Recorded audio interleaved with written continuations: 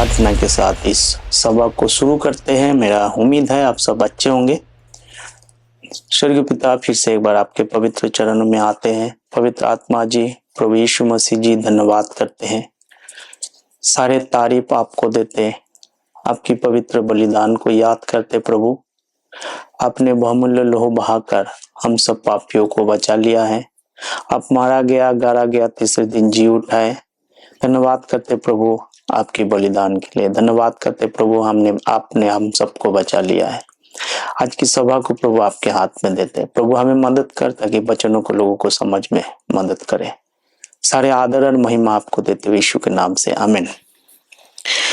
प्रियो, मेरा उम्मीद है आप सब ठीक होंगे। और जैसे कि हम रोमियो की पुस्तक में से बातचीत कर रहे थे और उसी को आगे बढ़ाते हुए हम आगे बढ़ेंगे।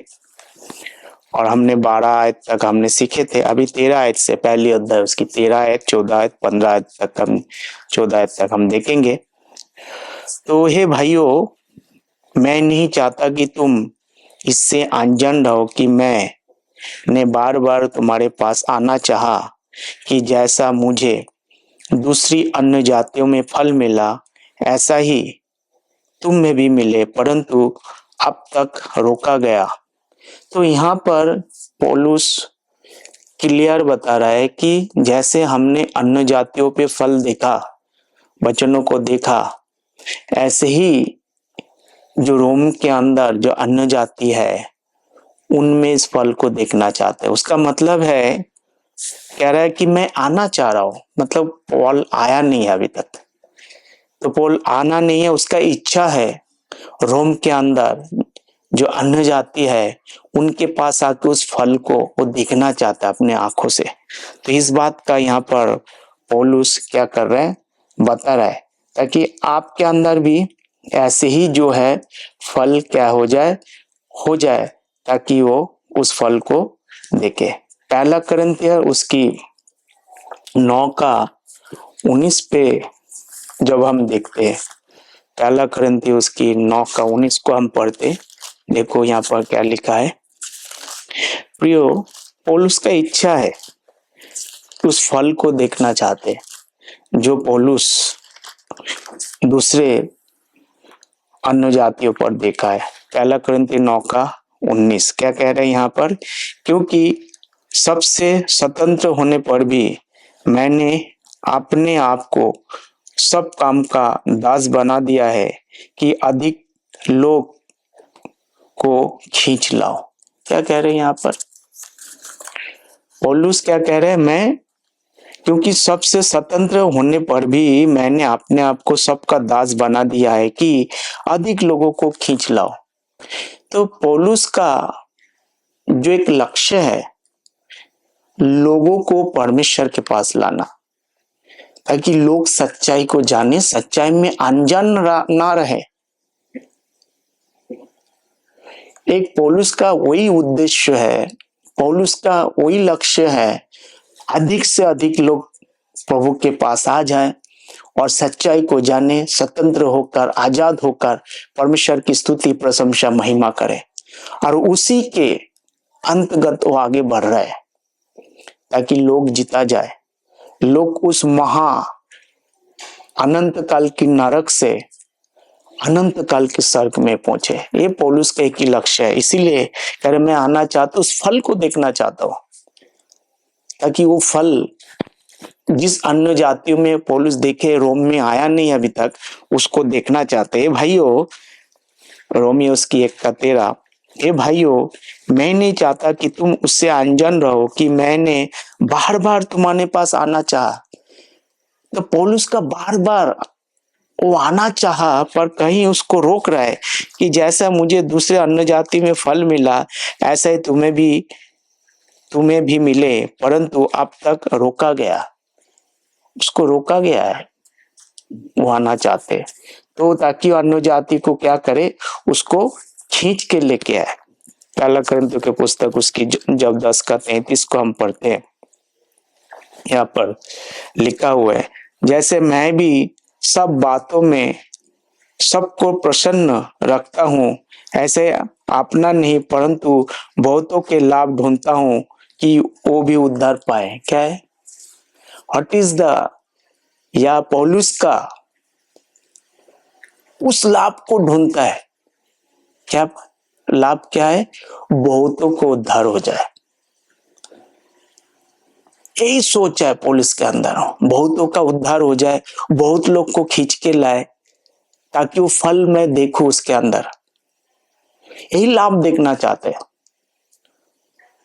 आज आपने इस परमेश्वर के वचनों को किसी को पहुंचाया, उसका अगर उद्धार हो जाता है, इससे बढ़कर जिंदगी में और कुछ नहीं हो सकता प्रियो। इसी उद्धार को पौलुस देखना चाहते हैं कि हम बहुतों को खींच के लेके आए। 35 को फिर से एक बार पढ़ता हूं। जैसा मैं भी सब बातों पे सबको प्रसन्न रखता हूं और अपना नहीं परंतु बहुतों के लाभ ढूंढता हूं। पौलुस अपना फायदे के लिए कुछ नहीं करते, ताकि आपको फायदा मिले। क्या फायदा है यहाँ पर? अनंत जीवन प्रियो। यह अनंत जीवन की फायदा की बात कर रहे, इटर्नल लाइफ। वो फायदा लोगों को मिलता है, तो उससे बढ़कर पौलुस क्या है? सबसे ज्यादा खुशी है, आनंदित है, वो मगन है, और उसी के लिए वो बार बार आना चाहता है। तो यहाँ इस बात को पौलुस यहाँ पर कह रहा है। तो इसके बारे में वो पौलुस दूसरे के बारे में सोचते हैं। हम किसके बारे में सोचते हैं? दूसरे को लेके आना है प्रभु को, ताकि लोग किसी ना किसी रीति से बचाया जाए। यही पौलुस का उद्देश्य है। मैं यूनानियों और अन्य जातियों का और बुद्धिमानों और निर्बुद्धियों का कर्जदार हूं। किसका कर्जदार हूं? सबका। यूनानियों और अन्य जातियों का, बुद्धिमानों का, निर्बुद्धियों का क्या है? पौलुस कहते हैं मैं कर्जदार हूं। रोमियो में इस तरह लिखा हुआ है। प्रेरितों के काम जब 17 का 1 को हम पढ़ते, देखो क्या लिखा है। प्रेरितों के बुक जब हम पढ़ते, इस बात का ध्यान रखना है, ये बुक ये परिवर्तन का बुक है, स्थिरता नहीं है इसमें। हर चैप्टर में बदलाव को आप देख सकते हैं। तो इस बदलाव को देखकर आप कोई भी चीज लागूकरण करना चाहेंगे, थोड़ा से डिफिकल्टी है। तो लागूकरण के लिए नहीं है, क्योंकि ये बदलाव की हर चैप्टर में बदलाव है। क्या कहते हैं? फिर वो अम्फिपुलिस और अपुलियानिया होकर थिस्सलुनीके में आए, जहां यहूदियों का एक आराधनालय था। पौलुस अपनी रीति के अनुसार उनके पास गया और 3 सब्बात के दिन पवित्र शास्त्र के उनके साथ वाद विवाद किया और उनका अर्थ तो खोल खोल कर समझाता था। मसीह के दुख उठाना और मरे हुए में से जी उठना अवश्य था। वही यीशु जिसकी मैं तुम्हें कथा सुनाता हूँ मसीह है। इनमें कितने ने और भक्त यूनानियों में से बहुतों ने और बहुतों कुलीन स्त्रियों ने मान लिया और पौलुस और सिलास के साथ मिल गए। परंतु यहूदी ने ढहा से भयकर बाजारू लोगों में से कुछ दुष्ट मनुष्य को अपने साथ में ले लिया और भीड़ इकट्ठा करके नगर में हुल्लड़ मचाने लगे और आसन के घर पर चढ़ाई उनके लोग के सामने लाना चाहा। तो यहाँ पर आपने क्या देखा कि पौलुस क्यों गया? ताकि उनका वही उद्देश्य है कि यहूदियों को वो बचा ले। बहुत लोगों ने सुना है, पर बहुत लोगों ने क्या नहीं किया, उनकी बातों को माना नहीं है। जो सुन लिया, परमेश्वर ने उसको क्या किया है? आशीष दिया। और जिन्होंने पौलुस के साथ झगड़ा करना चाहा, उन्होंने क्या किया? नगर के दूसरे अन्य जातियों और लोगों के साथ मिलकर वहां पर पौलुस के ऊपर हल्ला मचा दी। तो प्रियो, यही बात पौलुस यहाँ पर क्यों पौलुस सबसे पहले उसके पास जाता है? क्योंकि पौलुस एक चुना हुआ पात्र हो, यहूदियों के लिए, अन्य जातियों के लिए, राजाओं के लिए चुना। परमेश्वर ने उसको चुना है, इसीलिए पौलुस बार बार उनके पास जाते हैं। जबकि हमने देखे होंगे 15 अध्याय में एक एग्रीमेंट हुआ था। वो एग्रीमेंट में क्या बोला गया था कि पीटर जो है पतरस और 12 चेले क्या करेंगे, वो यहूदियों के बीच में सेवा करेंगे और पौलुस जो है अन्य जातियों के बीच में सेवा करेंगे। रोमियो उसकी 11 का 13 कहते हैं, मैं अन्य जातियों के लिए प्रेरित हूँ। अगर ये एग्रीमेंट हुआ था तो क्यों फिर पौलुस यहूदियों के पास जाते हैं? क्योंकि इसलिए जाते हैं क्योंकि वहां पर जो आराधनालय में है उनको सच्चाई को बताने के लिए, वो जियोग्राफिकल एरिया है, वो जियोग्राफिकल एरिया है, वहां पर अब जाते, वहां पर अन्य जाति लोग भी है, तो दोनों का सेवकाई वहां पर क्या है, अलग अलग है। तो उसी 3 साबात उसके साथ सेवा करने के लिए रोमियो की गलतियां उसकी 2 का 7 में देखो, दोनों को सेवकाई जब अलग अलग है तो क्यों पौलुस जाते हैं? क्योंकि पौलुस इसलिए जाते हैं क्योंकि उनके साथ साथ उन्होंने जब वहां देखा कि अन्य जाति यहूदी लोग है तो उनके पहले उसके पास गया, उसके साथ साथ अन्य जाति के पास भी उसने गया। 2 का 7 में एक डिसीजन हो गया था। देखो क्या लिखा है, गलतियां उसकी 2 का 7, इस बात को समझने की आप कोशिश करना। परंतु उसके विपरीत जब उन्होंने देखा कि जैसा खतना किए हुए लोगों के लिए सुसमाचार का काम पतरस को सौंपा गया, किसको सौंपा? खतना किए हुए लोग कौन है? यहूदी लोग है। कौन काम कर रहे उसके बीच में? पतरस काम कर रहे। ऐसा ही खतना रहितों के लिए सुसमाचार सुनाना मुझे सौंपा गया। पौलुस कहता खतना रहितों के लिए एक एग्रीमेंट हो गया था, उनका जियोग्राफिकल एरिया है, वो जियोग्राफिकल और भौगोलिक एरिया के अंदर पौलुस जो है किसके बीच में काम करेंगे?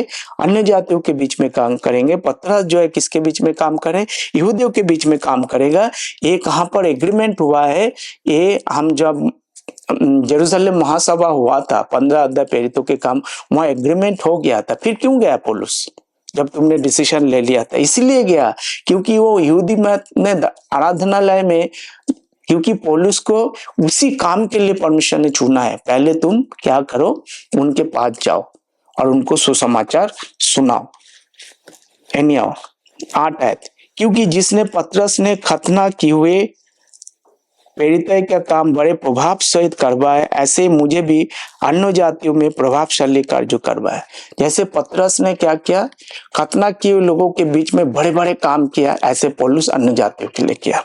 9 आयत, और जब उन्होंने उस अनुग्रह जो मुझे मिला था जान लिया तो याकूब और केफा और यूहन्ना ने कलीसिया के खंबे समझ जाते थे, मुझको और बरनबास को संगति का दाहिना हाथ दिया और हम अन्य जातियों के पास जाए और वो खतना किए हुए के पास केवल यही कहा कि हमने कंगालों को सुधि ले, और उसी काम करने में से आप भी यत्न करता रहा। तो आपने देखा वो किधर कौन काम कर रहा है?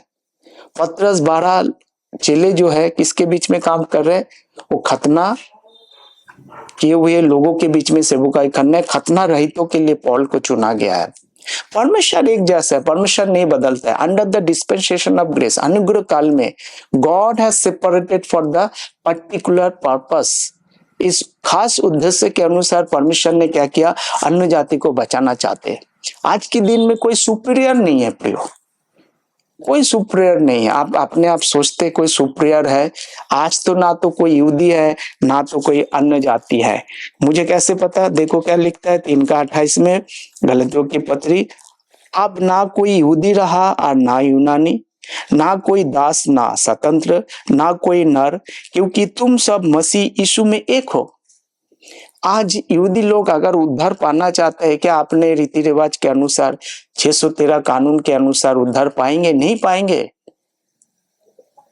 क्या कहते हैं? आज ना तो कोई यहूदी रहा ना तो कोई यूनानी। परमेश्वर के नजर में पूरे दुनिया अभी क्या है, कोई सुपीरियर नहीं है, कोई खास नहीं है, सारे खास है, कोई पर्टिकुलर खास नहीं है। परमेश्वर का प्रेम इतना महान है, उस प्रेम के जरिए परमेश्वर ने क्या करना चाहते हैं, सभी लोगों को, परमेश्वर का वही उद्देश्य है, खींच लाए लोगों को परमेश्वर अनंतकाल की नरक से अनंतकाल की स्वर्ग में। परमेश्वर ऐसे नहीं काम करता है कि परमेश्वर ने ए को चुन लिया, बी को छोड़ दिया, सी को चुन लिया, डी को छोड़ दिया। ऐसा काम परमेश्वर नहीं करता, ये मनुष्यों का सोच है। उस सोच में से आपको बाहर निकल के आना है। परमेश्वर का प्रेम एक जैसा है under the dispensation of grace, अनुग्रह काल में। क्यों?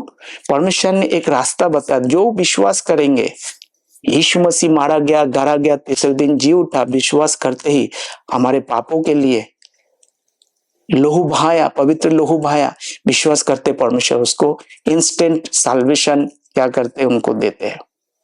ये कर्म के जरिए नहीं प्रियो, इस बात को समझने की आपको कोशिश करना है। आज के दिन में कोई सुपीरियर नहीं है, कोई भी कितना भी चाहे आपने कर्म के जरिए प्रभु के पास नहीं।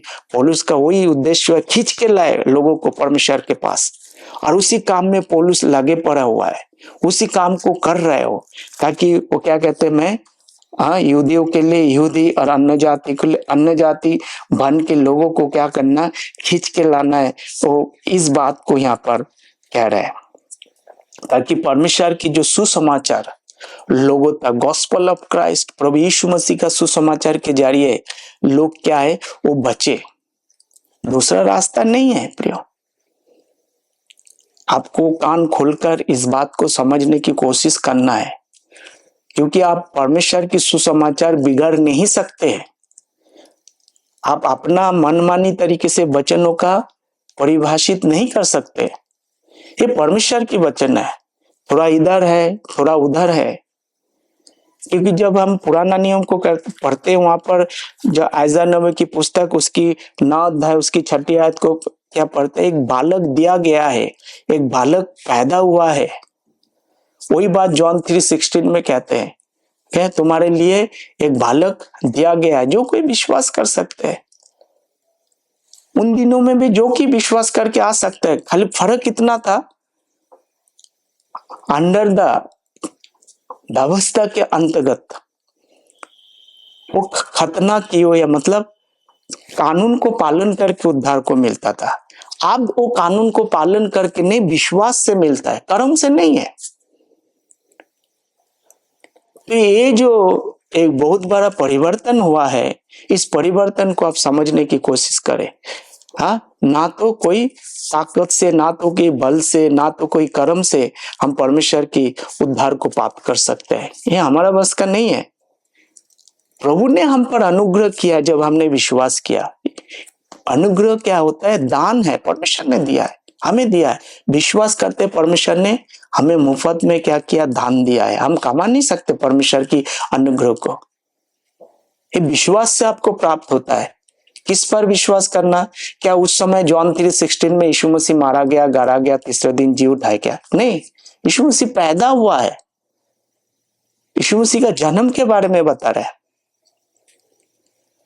और उन दिनों में कैसे यीशु मसीह स्वयं आया यहूदियों को बचाने के लिए। हमारा भी उद्धार था, अन्य जातियों का भी उद्धार था। कैसे? यहूदी बन के, डायरेक्ट नहीं था।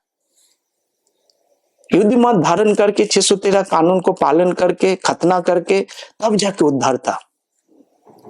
आज हमारे पास डायरेक्ट ब्लेसिंग है। कैसे? विश्वास से। विश्वास सुनने से, और सुनना मसीह के वचन से। The moment you believe, God will send for the salvation. जब यीशु मसीह का वचन को सुनते आप, विश्वास कहां से आएगा? यीशु मसीह का वचन को सुनिए, उसको पढ़िए, वचन के साथ मिलन करिए, तब जाके परमेश्वर आपको आशीष देता है। दे चुका है ऑलरेडी, आपको लेना है। प्रियो, इस बात को आपको समझने की कोशिश करना। रोमियो उसकी जब 15:19 को पढ़ते, देखो क्या लिखा है। यही मैं आपको बताना चाहता हूं कि रोमियो, आज हमने 13-14 को हमने देखा है कि परमेश्वर किस रीति से काम कर रहे हैं। रोमियो उसकी 15:19 को देखेंगे हम। 15:19 देखो क्या लिखा है। Hallelujah, praise the Lord. प्रभु की स्तुति हो। और चिन्ह और अद्भुत काम के सामर्थ और पवित्र आत्मा की सामर्थ से भरे ही द्वारा किए, यहाँ तक कि मैंने जेरूशलेम में लेकर चारों ओर हलुकियम तक मसीह के सुसमाचार का पूरा प्रचार किया। क्यों पौलुस ने इतना पूरा प्रचार किया? परमेश्वर ने उसको रेवुलेशन दिया है, प्रकाश दिया है। रेवुलेशंस, एक दिन में नहीं दिया, थोड़ा थोड़ा थोड़ा करके परमेश्वर ने दिया, ओवरनाइट नहीं हुआ है। क्या प्रचार किया? यीशु मसीह मारा गया, गाड़ा गया, तीसरे दिन जी उठा हमारे पापों के लिए, उसका प्रचार किया पौलुस ने, उस रेवोल्यूशन को प्रचार किया। फिर से मैं आपके लिए मैं पढ़ता हूँ, देखो क्या लिखा है, ध्यान से सुनना है यहाँ पर। 15 का 19 रोमियो 15 का 19। और चिन्ह और अद्भुत कामों के सामर्थ्य से और पवित्र आत्मा की सामर्थ्य से भरे मेरे ही द्वारा किए, जहां तक कि मैंने जेरूसलम से लेकर चारों ओर हलीरिकम और मसीह के सुसमाचार का पूरा पूरा प्रचार किया। और मैंने मन ही उम्र एक कहा कि मसीह के नाम नहीं लिया गया वही सुसमाचार सुनाओ, ऐसा ना हो कि दूसरों को नीचे पर घर बनाओ, परंतु जैसा लिखा है वैसा ही, जिन्होंने उसका सुसमाचार नहीं पहुंचाया वही देखेंगे, जिन्होंने नहीं सुना वही समझेंगे। प्रियो, वही सुसमाचार प्रचार करने के लिए परमेश्वर ने क्या किया है? पौलुस को चुना है। मेरा उम्मीद है आपको समझ में आया होगा, और इस बातों को समझने की कोशिश करिए कि परमेश्वर जल्दी बादलों पे आने वाला है। यीशु मसीह मारा गया, गाड़ा गया हमारे पापों के लिए, तीसरे दिन जी उठा, और जो विश्वास करेंगे परमेश्वर उसको क्या देता है? उद्धार देते हैं, विश्वास के आधार पर। आइए प्रार्थना के साथ इस सभा को हम खत्म करेंगे। अपने आंखों को बंद करें। स्वर्गीय पिता, हम धन्यवाद करते हैं, तारीफ करते हैं, सारे आदर और महिमा आपको देते हैं। धन्यवाद करते प्रभु, हमारे प्रार्थना को सुना है। सभी लोगों को आशीष देना, थॉमस जज को आशीष देना, गेट मिनिस्ट्री को आशीष देना, और पूरे दुनिया में सभी लोगों को आशीष देना प्रभु। सभी को सच्चाई को पता चले, लोग सच्चाई को जाने, दुख तकलीफ और परेशानी में उनके साथ खड़ा रहना प्रभु। जो भी बीमार है उनको प्रभु आप ठीक करिए पिता परमेश्वर। जिसकी फाइनेंस की कमी है प्रभु उनको दूर करिए परमेश्वर पिता। जिसके पास घर नहीं है प्रभु उनको भी दीजिए।